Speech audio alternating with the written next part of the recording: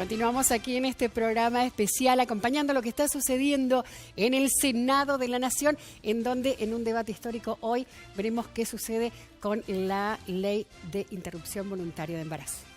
Tal cual, y como decíamos al principio, ¿no? Ya compartimos la ponencia de lo que fue el senador Julio Catalán Magni y ya todos los dos senadores de Tierra del Fuego han expuesto su posición al respecto, incluso adelantado su voto. Y uno de los que también estuvo diciendo y haciendo su exposición en el Senado fue el senador José Nato Ojeda, que también ha sido pública, ¿no? Su postura en relación a favor de esta ley. Exactamente. Por supuesto, vamos a estar compartiendo lo que sucedía allí con todos nuestros senadores y ahora escuchamos al senador José Ojeda. Buenas tardes, señora Presidente. Primero, quiero agradecer a todos los que de uno y otro sector me han aportado con su punto de vista. Los respeto a todos. A los que me han agraviado de uno y de otro sector, les deseo lo mejor. Pero en particular quiero expresar mi malestar por la actitud de una senadora del Movimiento Popular Fueguino, miembro del Interbloque Pro Provincia, que públicamente pidió a la gobernadora y al vicegobernador de mi provincia que intercedan para que yo cambie mi voto, menospreciando mi conciencia y el convencimiento y el sentimiento que tengo al momento de tomar una decisión y de votar. Y en este sentido, ya que la senadora pide y pide por la vida, le pido que una forma de aportar a la vida es pedirle que su partido no le quite las asignaciones familiares a las que menos tienen, y en especial en la Patagonia. Me preguntaba, además, ¿qué pasa hoy si no se aprueba la ley? ¿Qué cambia el accionar político? Ese que tanto pregonamos, el que debe cambiar la realidad de la sociedad, el que debe atender los problemas de la gente. La realidad es que nada va a cambiar si esta ley no se aprueba, no va a cambiar nada, va a seguir igual.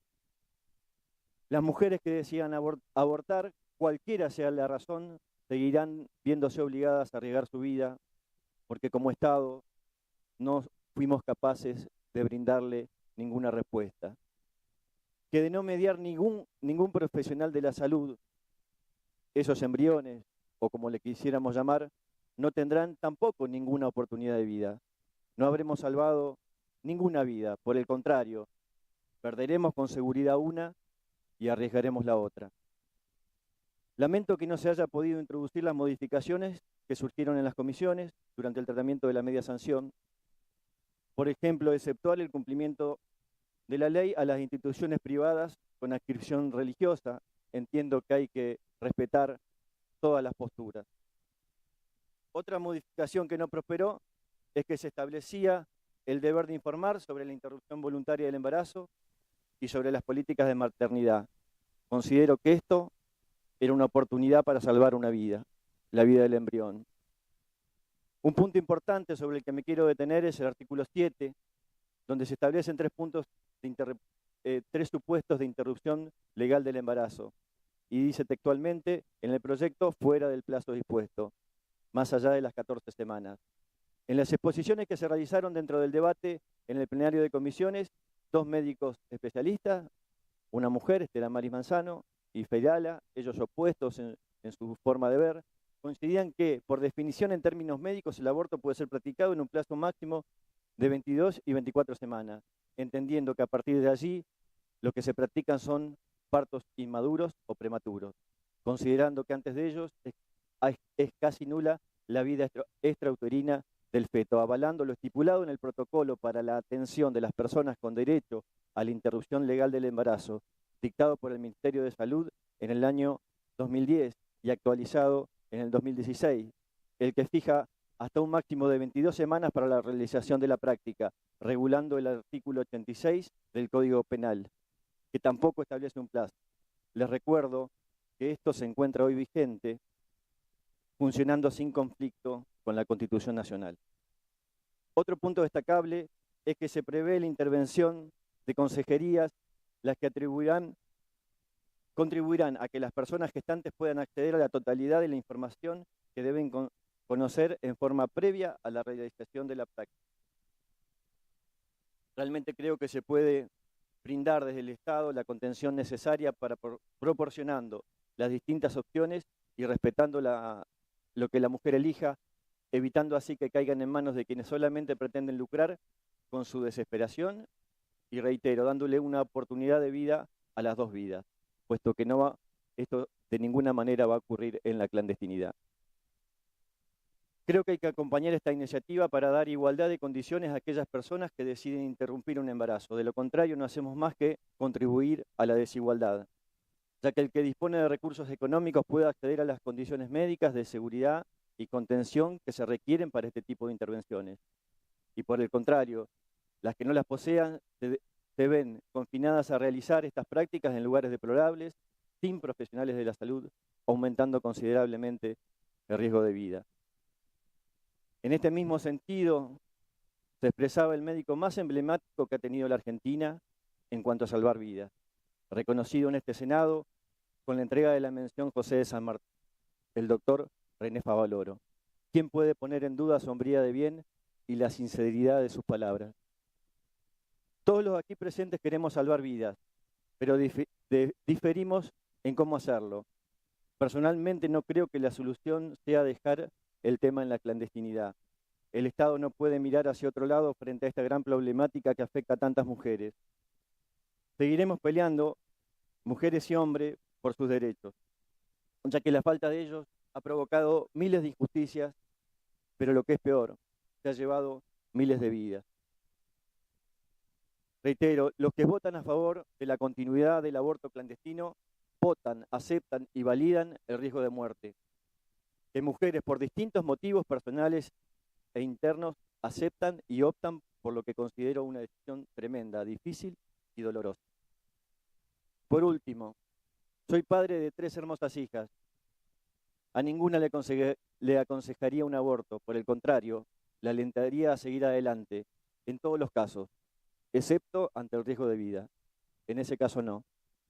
Por eso les pregunto a los que son padres y madres, los que tienen hijas, si por cualquier circunstancia, cualquiera de ellas, decide interrumpir un embarazo, como padre, una mano en el corazón, les pregunto, ¿en manos de quién preferiría que esté su vida? ¿En manos de un partero clandestino o en un hospital con profesionales debidamente cuidadas? Pensémoslo, votemos con la razón y el corazón. Y por último, a los que están esperando en la plaza, más allá de cualquier resultado, les pido que lo tomemos con paz y en calma. Adelanto mi voto positivo al proyecto y los jóvenes que no se olviden que la única lucha que se pierde es la que se abandona. Nada más. Muy bien, y ahora sí vamos a comenzar a presentar a nuestros invitados. Estamos con el doctor Martín Muñoz, quien es presidente del Colegio de Abogados aquí en nuestra ciudad, y con Juan Delgado, quien es estudiante de Ciencias Políticas. Y vamos a arrancar, doctor y chicos, si les parece bien, claro, hablando de la Constitución. ¿El aborto está legislado? ¿Figura en la Constitución? Mire, en el año 94 se incorporaron los convenios de derechos humanos, convenios internacionales que Argentina ratificó, donde se contempla, digamos, la protección de la vida, con diferentes matices. El derecho del niño habla de que el niño no puede ser privado de su vida arbitrariamente. El Pacto de Derechos Civiles y Políticos, en su artículo 6, también tiene un precepto similar, y el Pacto de San José de Costa Rica, que es la Convención de Derechos Humanos, habla de que la vida se protege desde la concepción. Estos pactos tienen una validez normativa muy elevada y son equiparados a la Constitución Nacional, con lo cual cualquier norma de derecho interno debería respetar los lineamientos de los pactos internacionales. chicos. Bien, porque de un lado y del otro, ¿no? Por ejemplo, del lado del sector de Celeste plantean bueno, la anticonstitucionalidad de esta ley que legalizaría el aborto. Del otro lado dicen, no, esto es constitucional y tiene que ver, ¿no? Por un lado, con el derecho a la vida y por otro lado, ¿no? Con el derecho a elegir. Esto, digamos, desde el punto de vista judicial, ¿cómo se puede analizar siendo lo más neutral posible? Mire, el artículo 86 del Código Penal, que es una ley sancionada por el Congreso, por ende está por debajo de la Constitución, establece el caso de los abortos permitidos, que son dos. Cuando peligra la vida o la salud de la madre y cuando el aborto ha tenido por víctima una persona idiota o demente y no existe otro medio alternativo para evitarlo, y en esos casos siempre debe mediar la autorización de su representante legal. Eso es exactamente lo que dice. Eso es lo que dice el artículo 86 del Código Penal, y esos son los casos que en teoría podrían dar lugar a abortos no punibles. Bien. Sin embargo, en la práctica, estos abortos prácticamente, valga la redundancia, no se han llevado a cabo. ¿Por qué? ¿Por qué razón? Porque cuando un médico recibe este tipo de solicitudes, generalmente se presenta en la justicia y pide que el juez lo autorice a practicar este tipo de interrupción de los embarazos. Y esto demora. Sí, pero no solamente eso. Se ha dado muchos casos en los cuales el Poder Judicial, cuando consulta la norma aplicable, que es este artículo 86 del Código Penal, no autoriza, no porque considere de que no corresponde, sino porque entiende que el facultativo tiene una cobertura legal que lo autoriza a realizarlo. Entonces, es como que cada uno se lava las manos. Y O de sea, hecho, a ver, desde la justicia no me lo pidas porque tendrías que el poder de decisión y yo entonces no voy a decidir porque vos también lo podés hacer. Exactamente. Entonces... Esto en el proyecto de ley que ya tiene media sanción de diputados, digamos, está planteado. Digamos, sí, es de una forma... cambia la cuestión porque la ley penal y también el Código Civil ampara a la vida desde la concepción, y en este nuevo proyecto es como que se deja sin protección legal al embrión o feto hasta la semana 14, que serían más o menos 2 meses y medio. Con lo cual, una mujer o persona gestante, después les cuento, porque esto de la persona gestante por ahí no se termina de comprender, ni siquiera la ley lo explicita, pero pueden requerir la práctica de la interrupción, y en ese caso no serían punibles. Punible quiere decir susceptible de recibir una sanción penal. Bien. Bien, y en este caso, bueno, y aprovechando, bueno, esto de la persona gestante ha generado también bastante controversia y confusión, digamos, ¿a qué nos referimos puntualmente?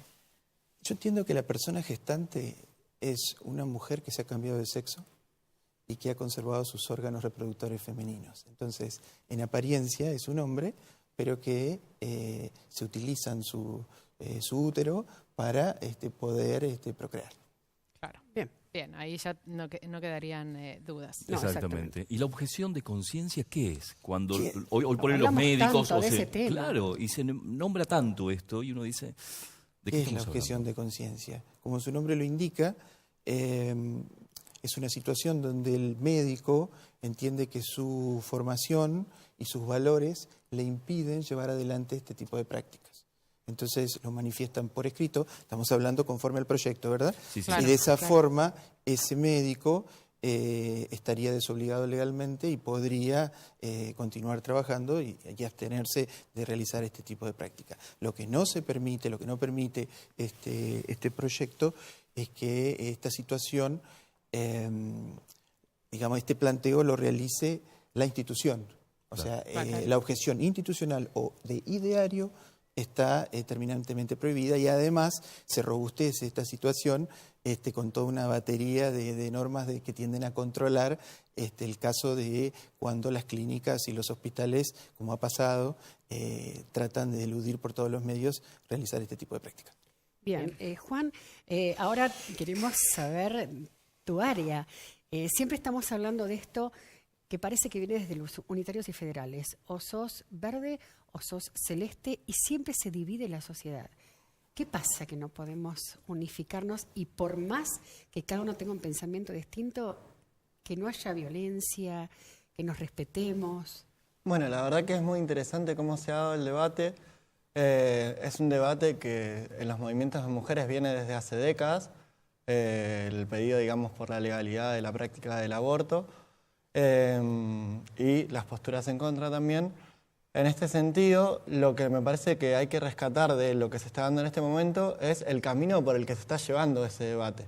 ¿Sí? Digamos, hoy esas controversias se están resolviendo en el seno de las instituciones democráticas en las cuales el pueblo está representado en distintas proporciones de acuerdo a lo que haya manifestado a través del voto y se dan los ámbitos de debate en las comisiones. ¿Sí? Lo cual es muy interesante porque muchas veces no nos ponemos de acuerdo, pero no es lo mismo cuando nuestros desacuerdos se resuelven en ámbitos informales que cuando se resuelven en los ámbitos de la democracia, tanto en diputados como en senadores, y esto se plasma, digamos, después en la situación legislativa. Por lo cual, digo, eso es un avance que después de 6 proyectos que no pudieron llegar a obtener estado parlamentario, hayamos llegado a este momento de debate en los cuerpos de las cámaras, como hemos visto. Bien, y en este caso, bueno, vos hablás de la representación, ¿no? De tanto de los senadores como diputados. Bueno, muchos han sido cuestionados porque votan en función de su ideología o incluso hasta de su formación religiosa. Y algunos les recriminan, no, vos sos representante del pueblo, deberías estar votando lo que la mayoría, tal vez algunos se han podido correr. ¿Esto cómo lo analizás, digamos, en un tema tan susceptible y que tiene que ver con tanta subjetividad también, ¿no? Bueno, hemos escuchado durante estos días, digo, a distintos representantes hablando de si se debe votar por las convicciones que uno tiene, las convicciones religiosas, por cuestiones ideológicas, por cuestiones de estadísticas de salud pública. La verdad que no hay una respuesta única, ¿sí? Lo que sí es interesante, digo, es que el Estado argentino es laico, por lo cual muchos entienden que el fundamento del voto de los representantes no debería estar en las convicciones religiosas, pero a la vez la banca desde la persona. Digo, recuerdo un debate similar que se dio hace algunos años cuando un diputado de nuestra provincia cambió de partido y se plantea esta misma disyuntiva de quién es la banca, ¿es del partido, es de la persona? En este caso lo que han optado la mayoría de los partidos políticos fue por dar libertad, digamos, a sus representantes de poder tomar la decisión personal de cómo votar. Y en este sentido también resulta interesante pensar, y que creo que se ha planteado por lo menos en lo que escuchábamos recién, de a quiénes se escucha, porque es muy difícil, digo, no se puede hacer un censo para ver cuál es la opinión de la totalidad de los habitantes de Tierra del Fuego, por lo cual seguramente siempre hay una parte de la ciudadanía que no se va a sentir representada por la opinión de tal o cual representante. Tal cual, y eso es democracia, en definitiva, ¿no? Digamos que pueden existir esta variedad de voces y desde distintos lugares. Y justamente hablando de esto, ¿no? ¿Qué puede llegar a pasar si no se termina aprobando en el día de hoy en senadores? Los movimientos se han hecho escuchar en diferentes calles y puntos de nuestro país. Ahora bien, si no se aprueba, ¿qué crees que puede pasar en la sociedad? Bueno, yo creo que esto, digamos, como para ponerlo un poco en el contexto, decíamos que era un reclamo desde hace muchos años de los movimientos de mujeres, tomó fuerza a partir del 2015, después del primer Ni Una Menos, si recuerdan, a partir de que empezaron a ser visibles la situación de los femicidios que sufrían las mujeres. Exacto. Y la gravedad de esta situación permitió unificar reclamos que estaban en distintos movimientos, que quizás tenían convicciones diferentes y que no podían unificar sus reclamos. Me parece que a partir de 2015 lo que se logra es masificar esto, porque se interioriza a muchas más mujeres que quizás no tenían una militancia, una participación tan activa en esos espacios, y se logra, digamos, como poner en segundo lugar algunas diferencias entre los distintos movimientos de mujeres y trabajar en un proyecto en común con la campaña nacional, que es la que promueve la ley. Lo que por lo pronto tenemos es que si no se logra aprobar el proyecto, este proyecto no va a poder volver a ser tratado en este año. Seguramente va a haber algunas alternativas de proyecto y lo que se va a ver es que va a haber una continuidad del reclamo, porque la situación que existe hoy y que motiva a las mujeres a pedir la incorporación de lo que entienden los propulsores de la ley, que es un derecho, va a seguir estando. Digo, las mujeres que hoy mueren, más allá de que quizás, como es un tema de la clandestinidad, no podamos ponernos de acuerdo en cuántas son, si son muchas, si son pocas, digo, o si incluso es relevante saber exactamente el número, esa situación va a seguir estando, por lo cual se va a seguir impulsando la ley. Y seguramente, como hemos visto en las comisiones y como por ahí planteaban recién, hay cuestiones que pueden ser perfectibles o que pueden llegar a generar mayores consensos, y me parece que son esas pequeñas modificaciones en las que vamos a ver un proyecto que pueda generar, no sé si unanimidad, pero sí un consenso mayor entre la población. Exactamente. Y para cerrar, doctor, justamente, si esto hoy no se aprueba, ¿cuáles son los plazos legales para poder presentar otro proyecto, como acaba de decir Juan, que quizás haga un acuerdo entre todas las partes? De rechazarse este proyecto, no se puede tratar este año. Debería ser iniciado otra vez el procedimiento legislativo el año siguiente. Bien, muchísimas gracias. Tengo una consulta más para el doctor, para aprovechar, bueno, como para desasnar un poco esto, ¿no? Porque una de las cosas que se debate es la legalización de este proceso, ¿no? En este caso, ¿qué es lo que implica la legalización de la interrupción de este embarazo y en qué casos, dentro de este proyecto que hoy se está debatiendo, el aborto sigue siendo ilegal o punible, ¿no? Yo les había comentado los casos en que se podría practicar legalmente el aborto. Claro. En este nuevo proyecto se establece una modificación importante, que es agregar a los supuestos del artículo 86 viejo, o sea, vigente, digamos, claro. vigente, es el caso en que el feto sea inviable, o sea, que no pueda nacer.